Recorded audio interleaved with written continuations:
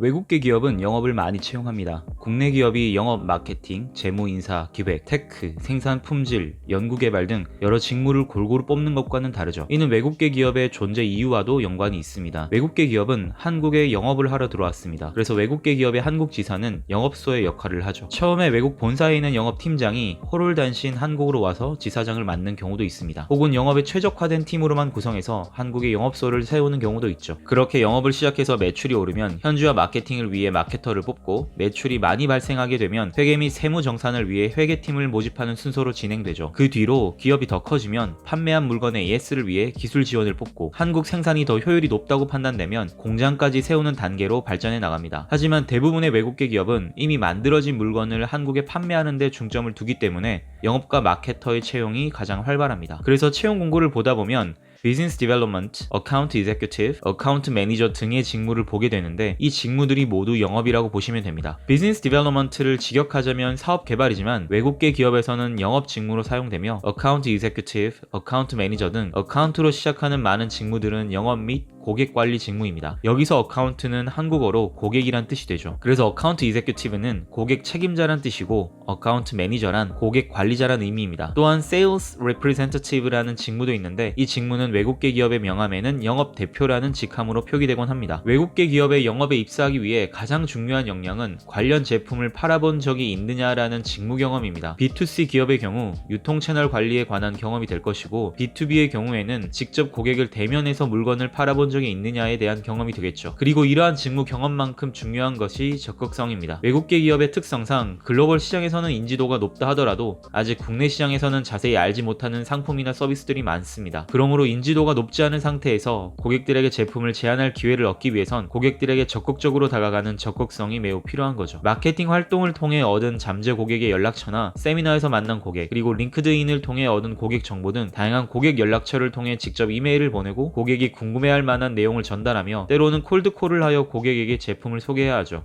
여기서 특히 콜드콜은 요즘에는 많이 사용하지는 않지만 전통적으로 국내에 들어와 있는 많은 외국계 기업들이 사용한 고객 접근법으로, 고객과 약속을 잡지 않고 고객에게 전화를 걸어 미팅을 잡고 제품을 소개하는 것으로 극단적인 적극성이 필요한 방법입니다. 그러므로 외국계 기업의 면접에서는 어느 정도 제품 소개 역량이 갖춰졌다고 판단되면 적극성이 있는지를 확인합니다. 그렇기 때문에 직무 경험만큼 적극성을 나타낸 경험도 중요하죠. 의외로 영어 역량이 크게 중요하지 않을 수도 있습니다. 물론 잘하면 좋습니다. 외국계 영업직도 내부 커뮤니케이션은 영어를 많이 사용하기 때문에 잘하면 좋죠. 내부적으로 새로 나온 서비스에 대한 설명을 들을 때나 외국의 상사에게 보고를 할 때도 영어를 하기 때문에 내부 커뮤니케이션을 위해서는 영어가 쓰입니다. 다만 가장 중요한 고객과의 커뮤니케이션에서는 영어가 쓰이지 않기 때문에 걱정할 만큼의 영어 역량을 보진 않습니다. 직무 역량과 적극성이 충분하다면 영어는 기본적인 커뮤니케이션만 가능해도 합격을 할 수 있죠. B2B 영업을 조금 더 자세히 설명하자면, B2B 영업은 비즈니스 투 비즈니스로 기업 고객을 상대로 하는 영업직입니다. 우리가 아는 SAP, AWS, IBM, 세일즈포스 등 유명 외국계 기업의 다수가 B2B를 주로 하는 기업이기 때문에 B2B 영업직에 대한 채용도 꽤나 자주 있는 편입니다. B2B 영업의 업무는 잠재 고객 발굴, 미팅 셋업, 제안 및 협상, 계약 단계로 이루어집니다. 잠재 고객 발굴은 우리 제품을 살만한 고객들을 조사하는 단계입니다. 리서치 단계로 현재 우리 제품에 대한 관심이 있을 만한 기업, 부서, 담당자를 수소문해서 찾아내게 됩니다. 컨퍼런스나 박람회처럼 오프라인에서 찾을 수도 있고, 링크드인이나 자체 CRM 시스템을 통해 온라인으로 찾을 수도 있습니다. 그렇게 찾은 고객의 니즈를 파악하기 위해 미팅을 하는 단계가 두 번째 단계입니다. 이 단계에서는 고객들이 현재 가지고 있는 문제를 파악하는 단계입니다. 그리고 제안 단계에서 그렇게 파악한 문제들을 해결할 수 있는 우리 제품을 소개하는 거죠. 그리고 가격 협상을 거쳐 계약을 하게 됩니다. 업무에서도 볼 수 있듯이 고객과의 대면 상황이 많기 때문에 어떤 상황에서도 긴장을 하지 않는 성향이 중요합니다. 그리고 상대방의 니즈가 무엇인지 알아내는 센스도 필요하기 때문에 이러한 성향과 센스를 갖추는 것이 중요하죠. 외국계 영업의 커리어 패스는 심플합니다. 어카운트 이제큐티브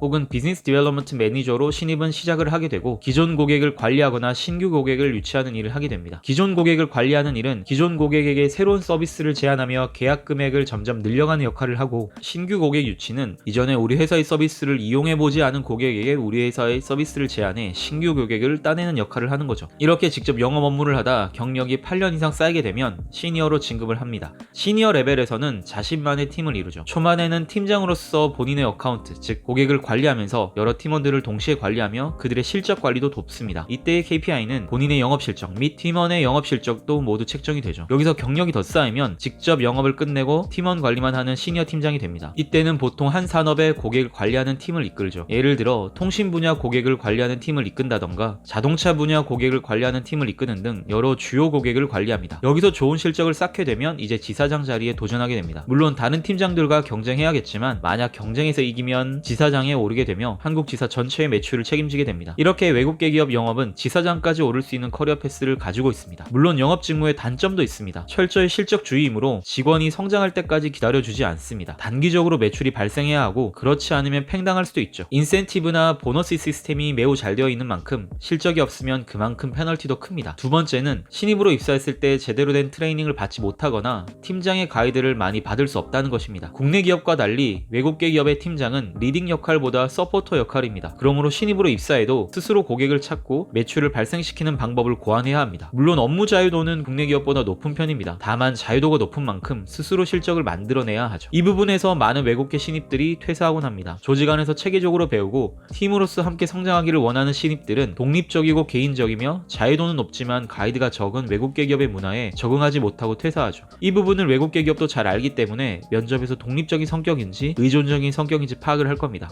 그러므로 외국계 지원자들은 본인이 주도적으로 일한 경험들을 몇 가지 준비해서 면접으로 참여하는 것을 추천합니다.